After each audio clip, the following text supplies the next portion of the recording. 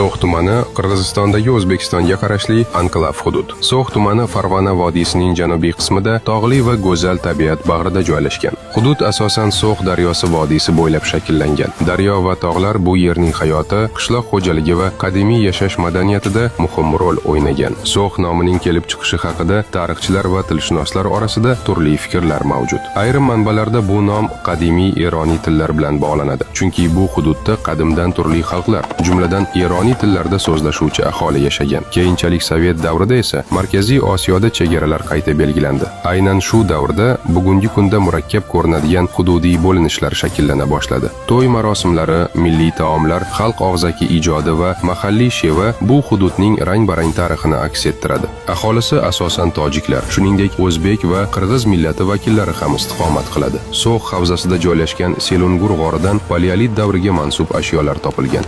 Zahiriddin Muhammad Bobur Hindiston sari yurishidan avval 1 yil So'xda turganligi to'g'risida ma'lumotlar Boburnoma asarida ham keltirilgan. Tuproqlari bo'z tuproq va o'tloqi tuproqlardan iborat. Yovvoyi hayvonlardan tulki, bo'ri, quyon, tog' echkisi, parrandalardan kaklik, bedana, zag'cha va boshqa ko'plab turlar uchraydi. Daryo va ko'llarda turli xildagi baliqlar bor. Tog' sharoitida na'matak, ravoch, kiykot, zira, yalpiz, shuvoq va shunga o'xshash dorivor o'simliklar o'sadi. So'x tarixi bizga shuni ko'rsatadiki, hududning qadri uning faqat siyosiy chegaralarida emas, balki unda yashagan xalqlarning xotirasi, mehnati va madaniyatida namoyon bo'ladi.